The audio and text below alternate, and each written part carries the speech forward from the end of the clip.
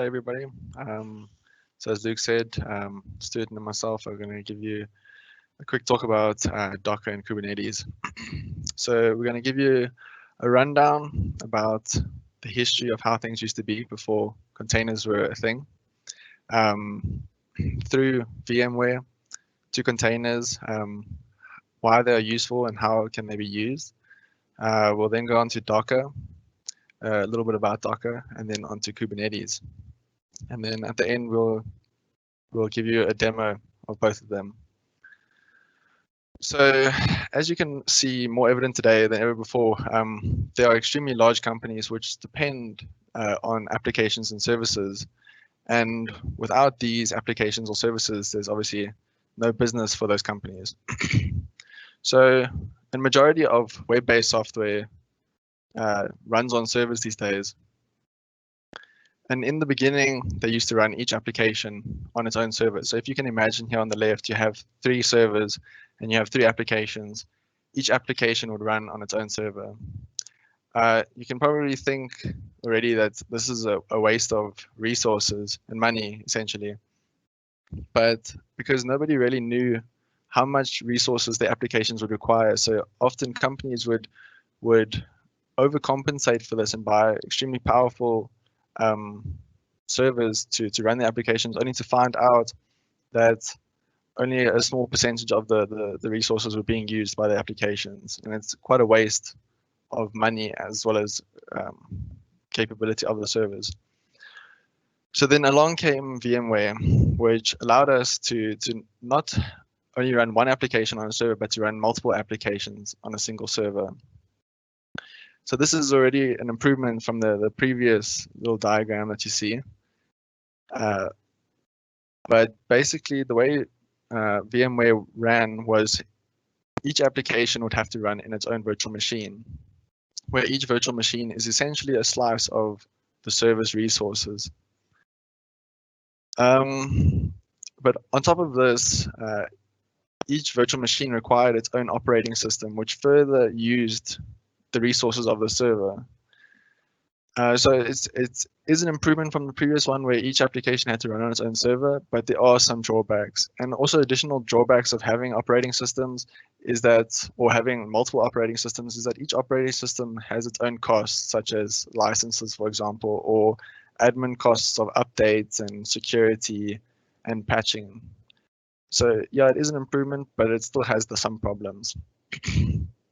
And then along came the knight in shining armor, so containers. So just like with VMware, we can now also run multiple applications on a single server.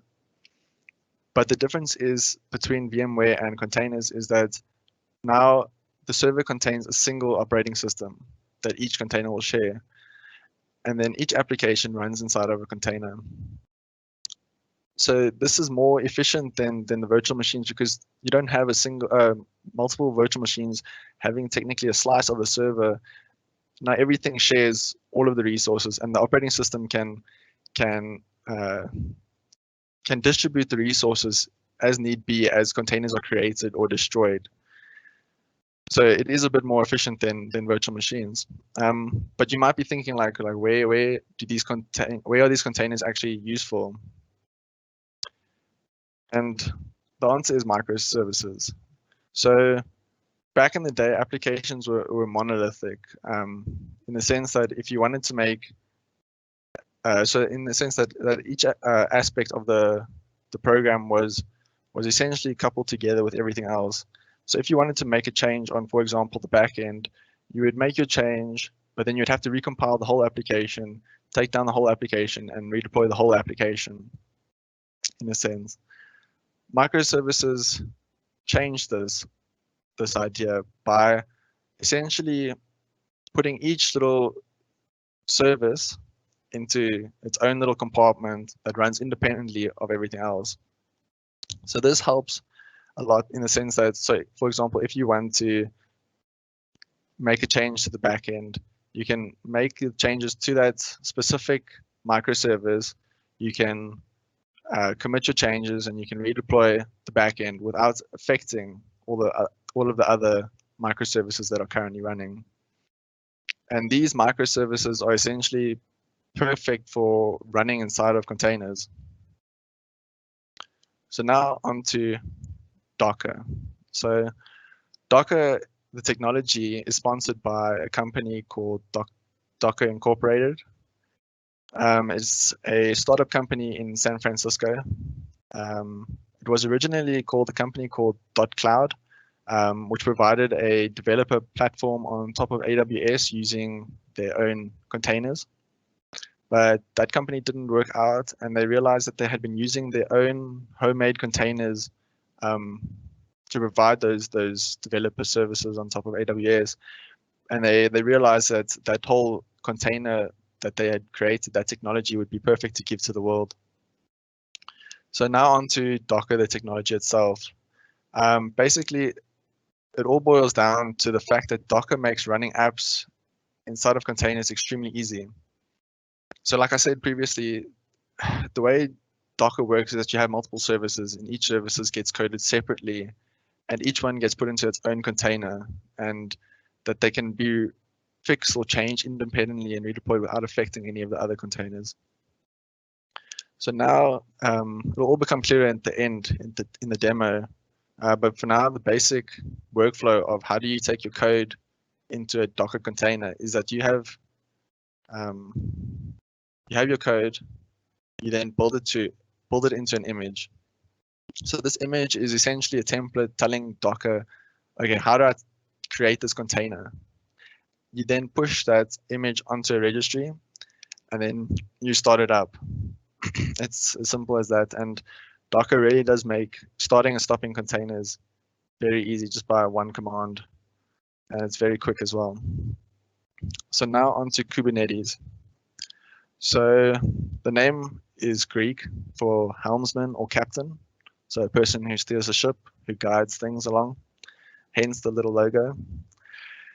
But back in the day, more and more services on Google were being run inside of containers.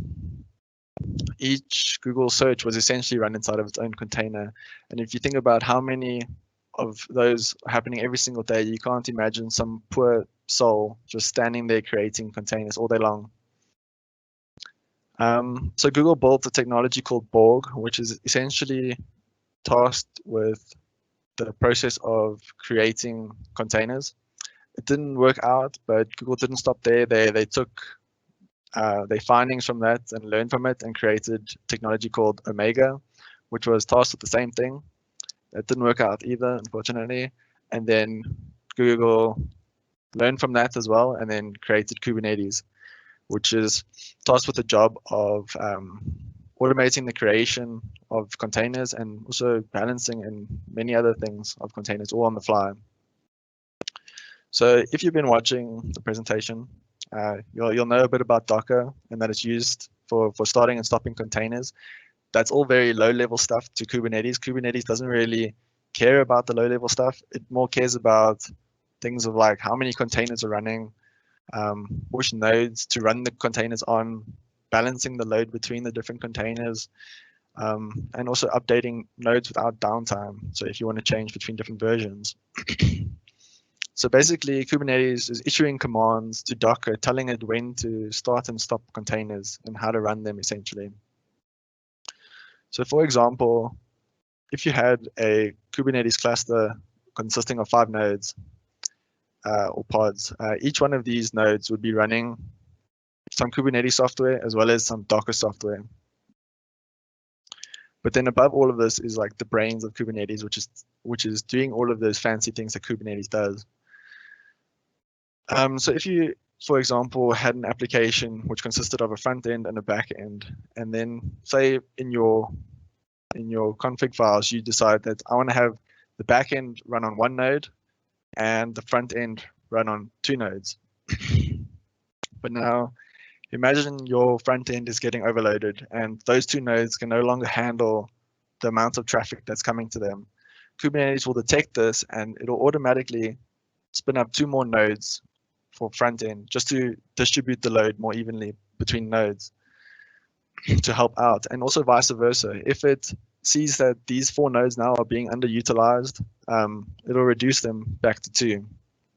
So in that sense, it grows in strings as the system needs to adapt.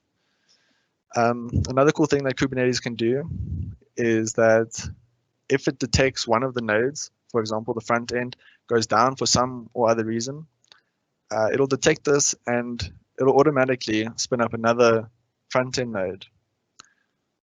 So I know this has been a lot of theory or a lot of theoretical stuff about how it works, and I'm sure you guys want a demo now. So I'm going to hand you over to Stuart to give us a demo.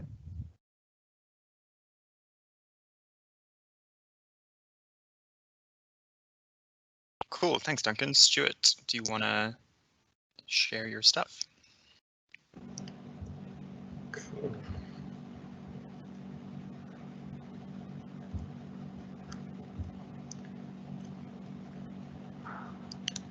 Okay.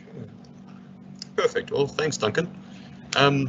So Duncan did, as you say, gave you a little bit of a theory. I'm going to just run you through setting up an image and then a little bit of a demo itself.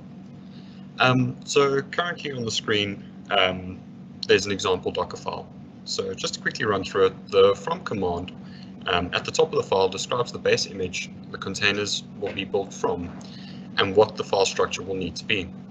We used node 14 as the base image, which is published on Docker Hub and uses a Linux file system. By adding the colon and the 14 after node, we tell the container that it needs to be built with version 14 and not the latest build release on Docker Hub. We then further extend this command by using the as build command, which kind of allows us to alias this build step. We then issue the workdir command, which tells the image where to put all the files and where to execute commands. Without this command, everything will take place in the root directory. We then copy over the package.json file, which describes what dependencies and packages are required to run our application. The next command, npm install, runs through the package.json and installs all the relevant packages. We then copy all the files in the build directory to the build directory in our image. Because we are running a React front end, the command npm run build must be run prior to the creation of the image, as to speed up the workflow of creating new images. That concludes the first part of the build. The second part of the build adds Nginx to the image, which allows us to deploy the React app. The copy command within the second part of the build is a little different to the first in the sense that it pulls the build artifact from the build or first stage of the image building process and places it into the HTML file. The expose command is the last command and is more for documentation than actual use of the expose, as it will not expose the port from the container. The cmd command is not executed during image creation, but rather during the container creation or running of the image. So that kind of just finishes off the Docker file. I'm going to then move to the Kubernetes files. So to deploy a Kubernetes cluster, there are two approaches. An imperative approach, where all these commands are typed out in the command line, and a declarative approach, where all the commands are typed out into a file, such as this YAML file and also a second YAML file there. There are a few required commands that are needed in a YAML file for Kubernetes. The API version, which just tells Kubernetes which API version it will be using. A kind, so in this case the deployment. The metadata command that will help to uniquely identify the object. And the spec command, which explains the state of the required object. Our spec tells Kubernetes we want 2 pods, as seen here by the replicas, for templates with a key pair label of app, whether app, and tier frontend, or backend in this case. The last thing the template explains is the container we want to spin up. It is given a name, an image, and the port to expose. The second file, the services.yaml, can be placed inside the deployments.yaml file as well, but for sake of simplicity, we chose to separate them. Like the deployment file, there are a couple of commands that are required, namely the API version, the kind, the metadata, and the spec. This file declares a service with the name of Weather App Services backend and targets containers with the same key value pair selectors, these two here. It exposes port 8080, which is where the backend runs, and declares that these containers need to be load balanced. So that's the two files that we're going to be looking at. So now I want to just spin up a couple of the services and take it from there. So the first thing we're going to do is we're going to build, or I've already built the image just to save a little bit of time for the front end. However, I am going to run a container off that built image. So it's a very simple command, as can be seen here. The command is just docker run. We have to indicate a port, which we do by port 5000, and the image that we are working with. So if I run that command, we can now see that the image has actually been spun up. Nice and simple and easy and quick. So the next thing we want to do is we want to actually build a bit of the back end as well. So again, a very simple command, and the reason we chose the declarative approach was for exactly this. It allows us to simply type the command kubectl apply and then the name of the files that we need to actually apply. So if I run this as well, we can see that our service is being created and our deployment is being created. Basically, it's run through both files, and those are the only things that have been seen. If I open Docker Desktop again, we can see that everything is actually now up and running, as we can see. So we now have the back end and a front end up and running.